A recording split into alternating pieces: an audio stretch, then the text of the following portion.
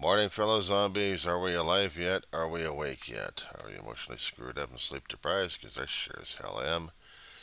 It's 1:59 in the morning, West Coast time. It's July 10th, 2024. The zombie, Weaver John C. of Rosemond, California, is here. Grrr. Yes, I got a good morning already for it. Shit. I was expecting management to do something yesterday, but apparently not. I sent in a letter Monday. No, actually, I sent in a letter Wednesday. Oh, shit, I'm losing track. This is what happens when you get sleep deprived because you start losing mental facilities. And I'm already sleep deprived. So Sunday, I sent the letter in to management's office electronically about having the light fixed. And when Monday came around, we actually had Orkin and a representative from management come through. Usually, maintenance is representatives of management anyway. I told them about it. They looked at it. Okay, one ear out the other ear. So I'm still stuck with the one light. Worrying about that light going off. Once it goes up, I got nothing. So we're waiting on that situation over there. But if that isn't bad enough, we still got the temperature readings all throughout the week. And I'm not liking it. According to what the National Weather Change has been saying, uh, on the records I've got. Oh, let's see how much we're going to be roasting and cooking in our juices here. How about this one? Let's see, for best Tuesday, Wednesday, Thursday, roughly about 111 degrees, roughly. And then it's supposed to cool down slightly, uh, all the way down to 104 Sunday, hopefully. And the evening or the morning is rising up in their temperatures. So about Friday it's supposed to be about 79 degrees. So let's say about 3 o'clock in the morning it'll be about 79 degrees. But it's going to be lowering down to 108 during that time. For tonight, it's 73 degrees. Actually, it's 77 degrees. Still trying to get rid of the heat the Earth is trying to do. And then there's Bo, the fifth column. Oh, this southerly gentleman here just drives me crazy. Sometimes he'll deal with the politics, talk about other people like every other damn independent out there. But when it comes down for heat wave, this guy's daylight and the dollar short. We've already been having it already. We've already been having it. But I know he's been in the times when his own state, wherever the hell it is, probably Florida, has also been in that kind of situation before. How do you deal with the heat, especially out here in California? Uh, Carefully, very carefully. I've heard what everyone else has said and how I've been doing it. Hibernating, hibernating. Try to get the stuff done early in the morning if you can. Whatever you need to do, get it done before it starts really cooking about 10 or 11 o'clock in the morning. Sorry. And at that point, that means getting the major dishes cooked. If it's small dishes that you're cooking for at least one person, like I am, well, I don't worry about it as much. I'll eat cold if I have to. Sandwiches, not just greasy processed food shit. Peanut butter and jelly. You can't put peanut butter and jelly on a hamburger bun and call it a burger. As long as you got a jar of peanut butter and you got some jelly, you got a meal. So don't worry about that one. Have cheese with it. Okay, fine. That's garnish right there. Chips or crackers of any sorts, that's something added to it. Banana works for me. Not slicing it up and putting it in the sandwiches like I've heard some people try to do that. No, just eat it on the side. And if I don't have the cereal necessary, it's a banana and Pop Tarts, or just a banana in the morning with milk or coffee. Something in the gut to get it going. Might even a peanut butter and jelly will work that way in the morning. I've done that too. So no stress, no sweat on that one. Now, because when the temperature comes in, I have to make sure that I'm not freezing out the damn coils. But also, I know I'm going to be chewing up on the energy reserves like crazy, and my bill's going to be going up regarding Edison. Not normal. But it's not normal dealing with a temperature spike as we've been dealing with in the Animal Valley. Some people have been laughing about it. Others worried about it, like me. I'm also seeing too much of the effects of it happening on a lot of people and animals. We're coming across animals, or I'm reading the social media posts. They're really having issues regarding this, even if they're out there all alone. So I worry about my dog staying here with me. Because this heat is not conducive to anyone's health. Granted, we haven't hit 120, thank God. But it's going to be that bad anyway. I'm not predicting. I'm fearing.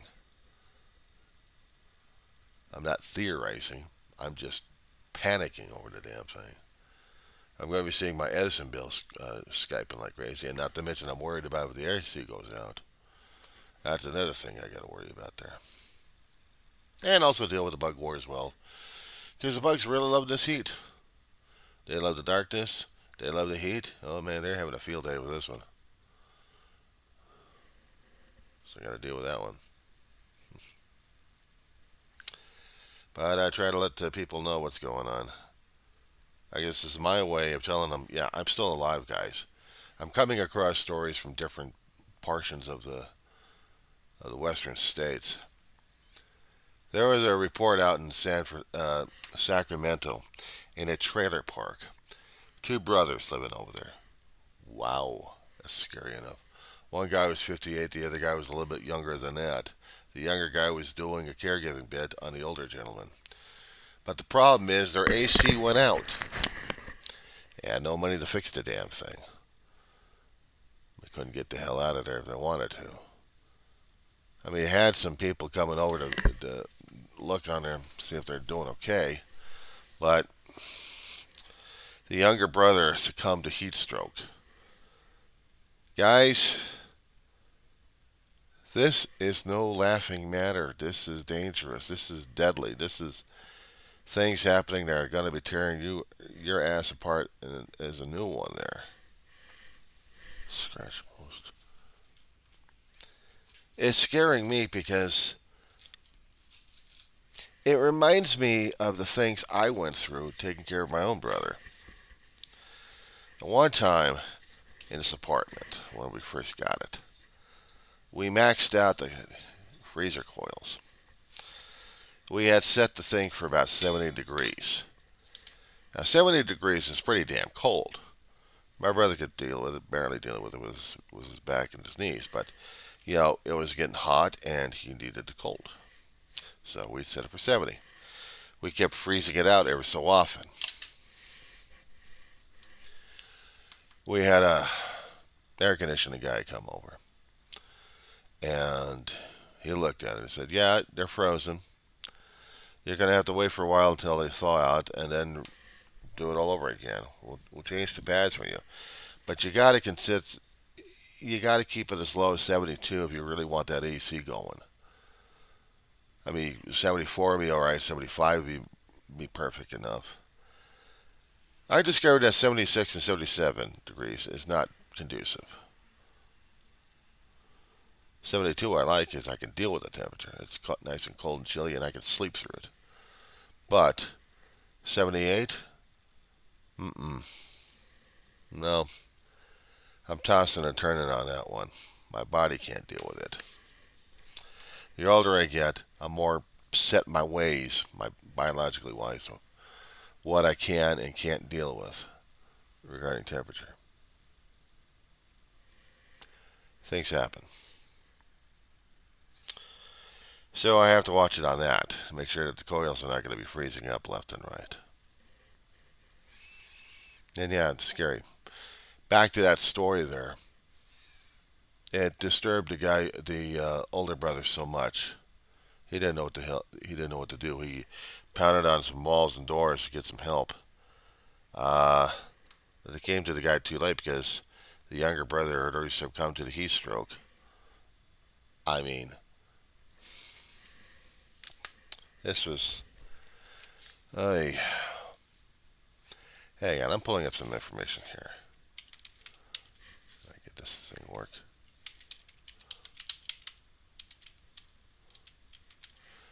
Okay, there's a difference between heat stroke and heat exhaustion at this point. According to healthline.com, symptoms regarding heat exhaustion and heat stroke symptoms. Okay, let's start off with heat exhaustion, okay? General weakness, increased heavy sweating, a weak but faster pulse or heart rate, nausea or vomiting, possible fainting, lightheadedness, or dizziness, pale, cold, and clammy skin. That's exhaustion. What do you do for something about general weakness, according to a Healthline? It says take a cool shower or use a cold compress to decrease body temperature. Hydrate with water or sports drinks. The sports drinks that has a lot of salt in it, but watch it on a sodium level. Watch it on a sodium level because somehow you get fluid intake around the pericardium, the heart, the sac surrounding the heart. And when there's fluid in that one, ooh, watch out on that one because that's going to be dangerous. So you have to moderate yourself. Water is it, but try not to overdo it on that one either. You can have other fruits that are have water in them, like watermelon or juices. They work. Seek medical treatment if vomit continues, or lie down, especially when you get the fainting going on. And when it comes down for pale, cold, and clammy skin, remove extra layers or unnecessary clothing like shoes or socks. I'm keeping my shoes and socks on, but I gotta get them replaced anyway. I have to. All right, now here's the thing: elevated heat stroke symptoms are elevated body temperature, 104 degrees and above. That's a 911 right there. That's an automatic 911. Rapid, strong pulse rate. Move to a shaded or cool area. They what to do that one. Loss or change of consciousness. Circulate air to speed up cooling, and if he's got a change of consciousness on that one, that's a 911 right there. Red hot dry skin or moist skin, use a cold compress or cold wet cloth to help lower body temperature. But you still call 911 on it just in case. You don't take chances when it comes down for that kind of level of heat damage to the body. You just don't. Some people will do it. There's some idiots out there that go out to Death Valley. They'll go out to Death Valley and think they can deal and beat the heat and laugh their asses off until they discover that nobody's going to be saving them out there. You wonder how come that helicopters don't get it out there or planes. I got something for you. Air. There's not enough air or pressure for a vehicle to get lift. With a hell of a lot of heat and it's smashing down on the ground, when you feel that air pressure just kind of pushing you down, there's a lot of heat on this one. Aircraft need lift. They need lift. They need to fight through that and use up a hell of a lot of fuel just to get up into the air, into the cooler air, and be able to fly. But when it's heat, it's oppressive. The pressure of it is squeezing. Not even a helicopter, which also has to rotate its blade like crazy to build up the lift necessary to lift up that machine.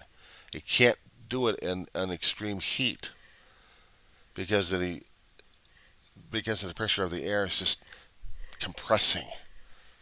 It's compressing. I've been hearing horror stories about that one. The reason why they couldn't rescue that one guy out in Death Valley is because they couldn't get a chopper out there because the heat was so bad. The pressure was so bad out there. The air was so squeezing down to the ground, just pushing down.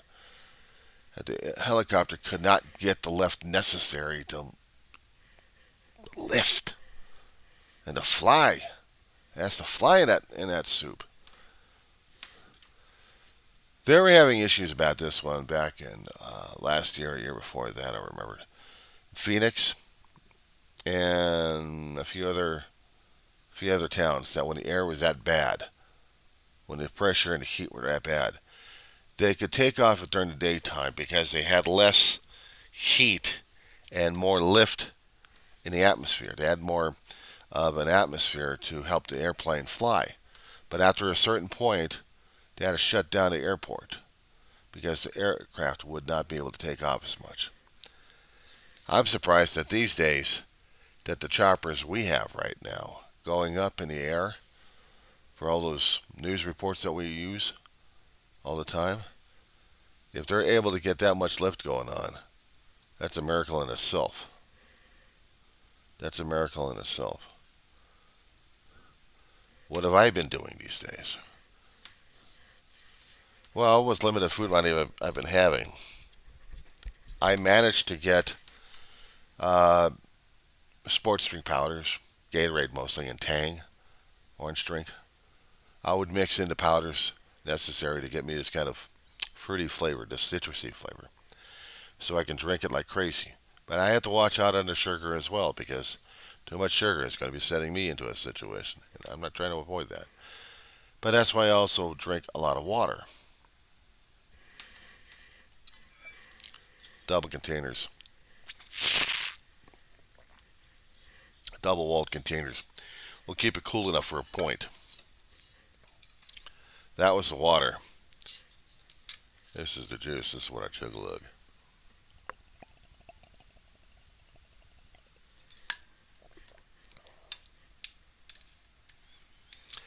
I used to use Gatorade squeeze bottles. Those green bottles with the Gatorade logo on it. And you would just take them and just. So did I. Only it's problematic to clean that thing. You see, there's little screens, and they're very difficult to get in and out and to put back together again. And they have a tendency of building up with mold. No matter how many times you keep trying to force soapy water, they still get mold in certain cracks, which makes it undrinkable, unusable. And you have to toss the whole damn thing out. Unless you can find a way to get mold out of plastic, which is very hard to do. Very hard to do. I know, because I've wasted too many plastic things like that when mold started creeping into the damn plastic. I'm like, okay, toss. Sometimes I have no choice. In dealing with politics this morning, I've been trying to stay away from it because the only things I keep hearing about is how much the Democrats are backstabbing President Joe Biden. And I kept thinking to myself, they start this crap after the debates. They already been backstabbing his ass before the debates. They just want to make it public afterwards to satisfy their constituents. So yeah, they like to be assholes, don't they? I'm calling them on it. They want to continue. They want to save their districts. Let's backstab the president of the United States, the same party member we are. Republican parties are trying to kill themselves, trying to kiss his ass. One of them to become vice president. And Trump's playing games with them. They're all playing games with each other on this one. It's gotten me so depressed, I don't even want to deal with it. I don't want to acknowledge it or deal with it. I'm dealing with other things, but these other things are getting on my mind as well.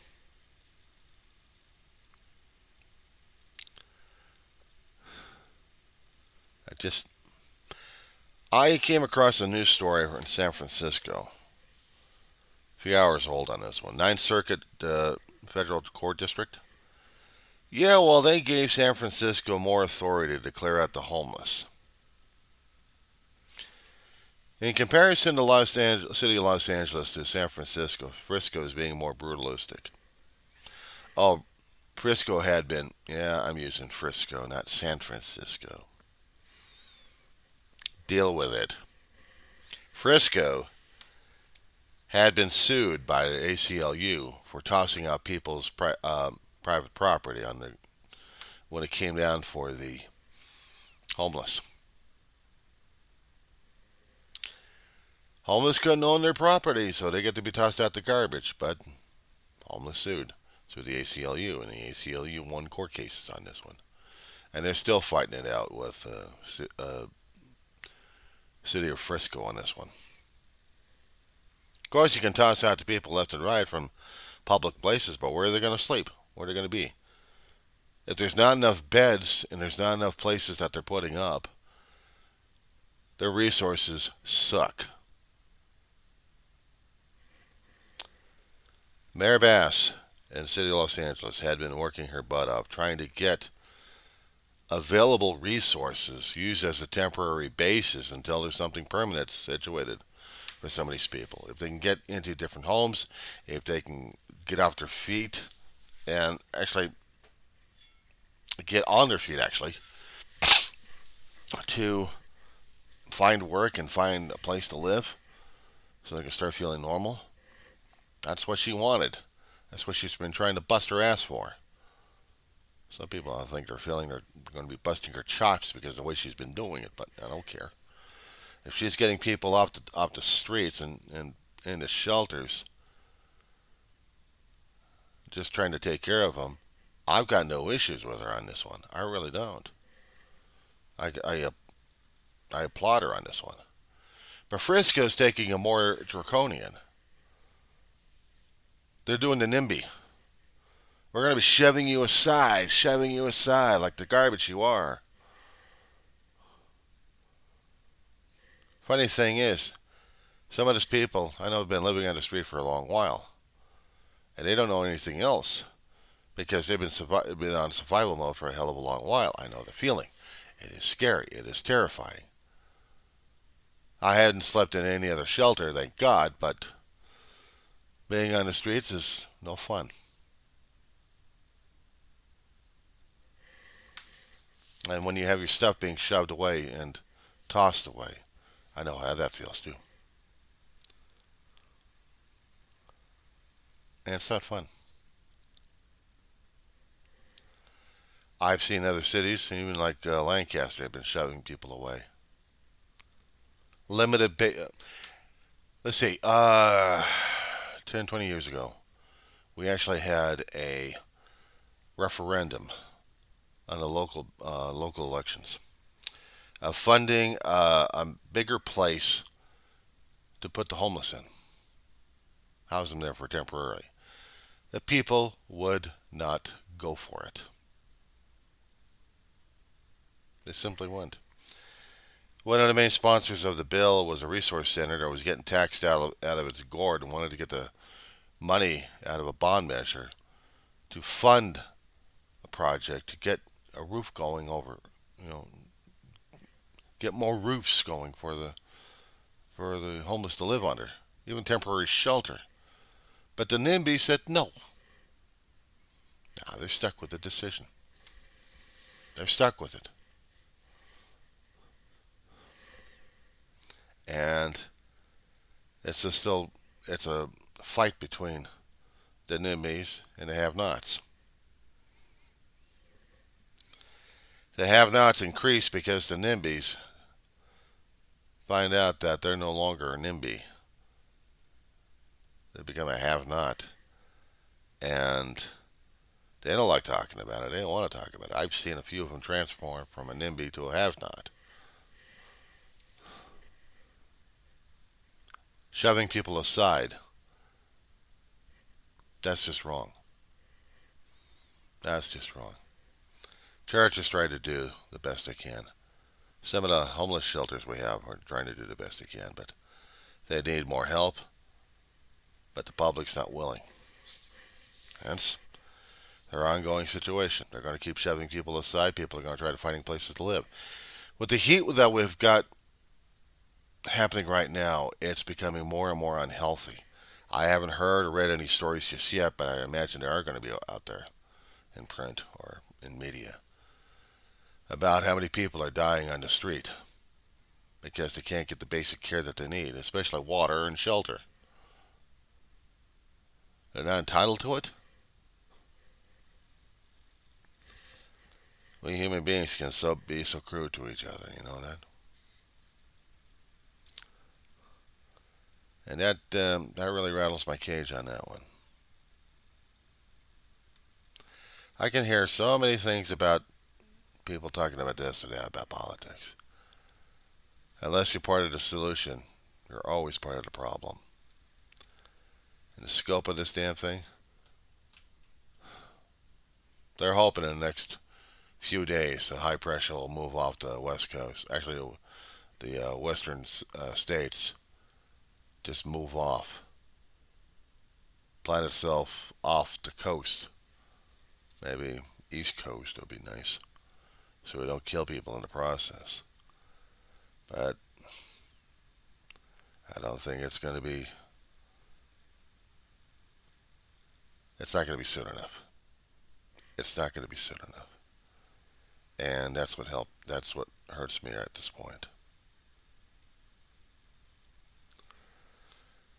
Basically, that's all I'm saying. Is right now, I still can't sleep.